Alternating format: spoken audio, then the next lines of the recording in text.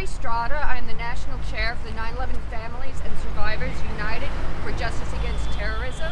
I'm here today representing my family because my husband was murdered on 9/11 and left me with 3 young children to raise who were only 7, 4, and 4 days old.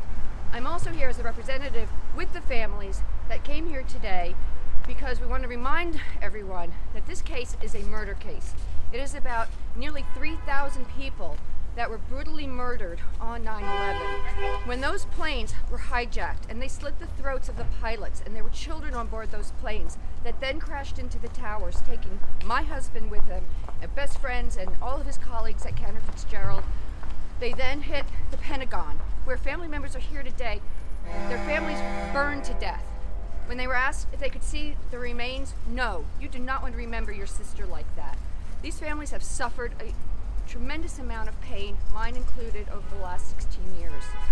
We're here today, once again in court, facing the people that we are accusing of supplying the financial aid, the logistical aid to Al-Qaeda, to Osama bin Laden, to the 19 hijackers that we must never forget. 15 of them were Saudi nationals. Make no mistake, Saudi nationals came here and murdered our loved ones. We're here today in this courtroom, once again, for the jurisdiction to be ruled in our favor, that we can now present our evidence into a courtroom. This is something the 9/11 families have been denied for a very long time, for too long. And we went to Congress and we fought for 4 years to have a new law enacted, or an amendment to laws enacted, called JASTA, the Justice Against Sponsors of Terrorism Act.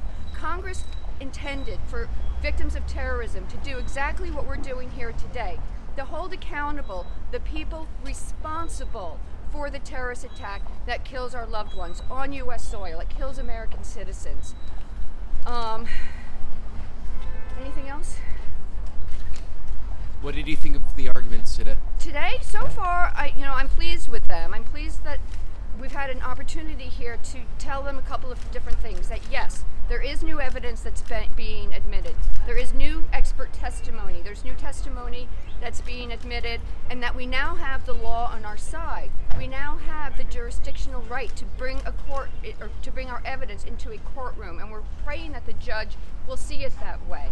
Of course, the Saudis wanted to come out and try to make us feel ashamed because we're actually holding an Islamic country accountable. I found that completely disgraceful and shameful on their part. Our family loved ones were murdered. That's why we're here. It has nothing to do with their religion. It has to do with the fact that they supply the money to the terrorist organizations that then plot and plan and came to America, and they had agents here. They had an entire apparatus set up. The 2 hijackers that were in California were met by these agents that worked for the Saudi government and were paid for. Everything that they did here was paid for through the Saudi money that they funneled through charities that then came to Al-Qaeda, that then came to our shores and killed our loved ones.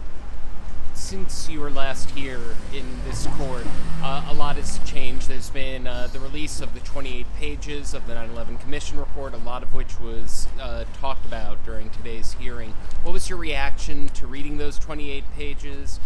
Did it vindicate a lot of the things that you were feeling?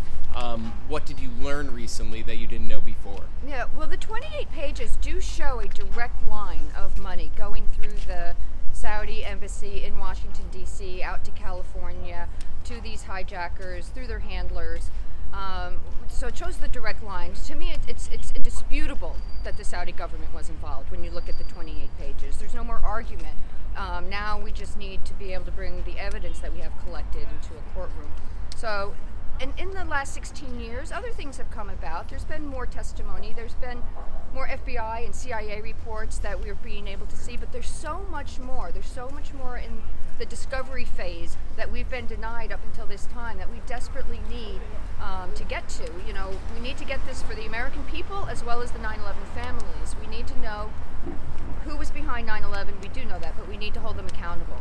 What do you hope to hear at 2:10? At 2:10, I believe the Saudi lawyer is going to now do his rebuttal, and we will have an opportunity, I believe, to do one of our final and last rebuttal.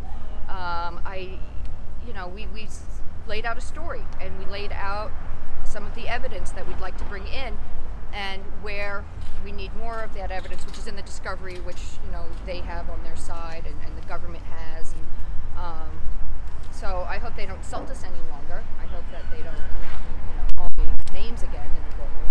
So I'm just hoping for the truth to come out. How many of the plaintiffs are here today? I think there's over 200. Over 200.